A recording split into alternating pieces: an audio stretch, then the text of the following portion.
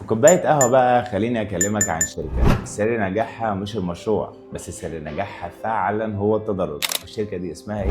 هي شركة تاج مصر. شركة أول مشاريع ليها في العاصمة الإدارية بمشروعات سكنية دجوية 1 ودجوية 2 ودجوية 3. وكأن طبعا الشركة بتقول أنا مش مستعجلة، أنا ببني اسمي في السوق. ما اكتفتش طبعا بكده ودخلت بأول مشروع ليها في الداون تاون واسمه ازدان مول. تاني مشروع كان ليها في منطقه السي بي دي، منطقه الابراج، واللي هو اسمه تاج تاور. وهنا طبعا بدات الرساله تختلف، بدل الشركه ما كانت شغاله في القطاع السكني دلوقتي بتنافس على القطاع التجاري والاداري وكمان الفندقي في اميز لوكيشنز في العاصمه الاداريه. والحركه الاذكى فعلا، ودي من وجهه نظري الشخصيه، ان الشركه بدات تتوسع في مناطق ثانيه زي مثلا زايد، بدات بدجوية فيلز ودجوية ريزيدنس، وعملوا بومينج ساعتها في منطقه الشيخ زايد، ورجعوا تاني العاصمه الاداريه بمشروع دجوية 4. يعني الشركه وهي بتكبر ما نسيتش اصل نجاحها ونزلت بتاج تاور 2. والميزه هنا بقى انك انت فعلا قدام مطور بيتوسع خطوه بخطوه. انا عارف ان ده بيعمل اخطاء، ان فعلا التوسعات لاي شركه بتعمل مشاكل كبيره في التسليم، كميه مشاريع بيضخوا فيها كانشات وممكن يتاخر في التسليم. بس خليني اقول لك الشركه دي فعلا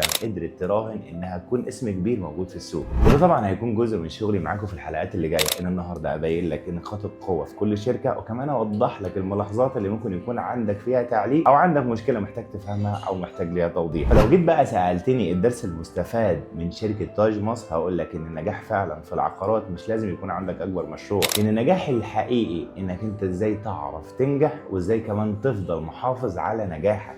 وخليني بقى اقول لك ان شركه تاج مصر نازله بوحدات فندقيه في مشروعها تاج تاور 2 في منطقه السي بي دي، فيو على البرج الايقوني مباشره بسعر اللونش. ما تنساش تسال على تفاصيله.